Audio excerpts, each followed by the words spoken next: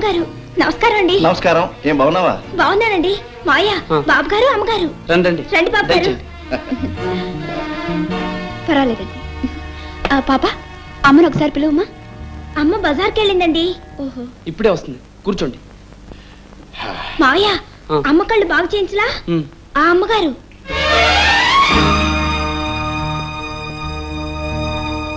అమ్మా, దేవుడున్నాడో లేడో నాకు తెలీదు. నేనింతవరకు ఏ దేవుడికి ఏ దేవతకు నమస్కరించలేదు.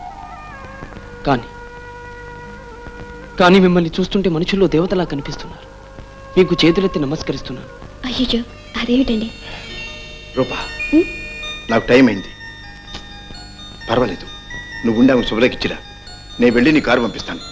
బాబు గారు కూర్చోండి, అమ్మ ఇప్పుడే వచ్చేస్తుంది. పర్వాలేదమ్మా, మళ్ళీ వస్తాను.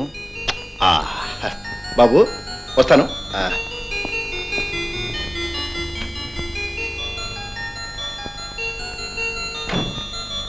టాటా బాబు గారు.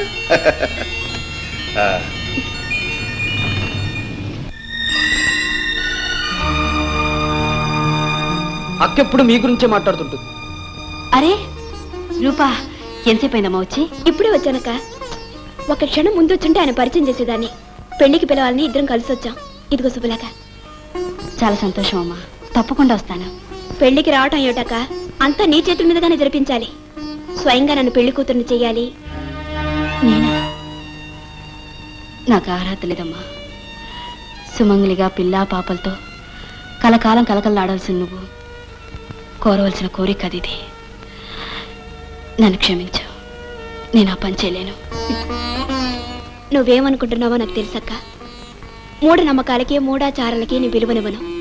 3, 7 మంచి సంఖ్యలు కావని చెప్పిన పెద్దలే 3 ముళ్ళ బంధాన్ని 7 అడుగుల అనుబంధాన్ని కల్పించారు. నువ్వు పవిత్రమూర్తివి. నిర్మలమైన మనసుతో నువ్విచ్చే ఆశీస్సులే నాకు చాలక్క. అది కాదమ్మా, ఇంకేం మాట్లాడకు. ఈ శుభకార్యం నీ చేతులతోనే జరిపించాలి, అంతే. ఆకుచాటు పిండ తడిసే, కొమ్మచాటు పువ్వు తడిసే.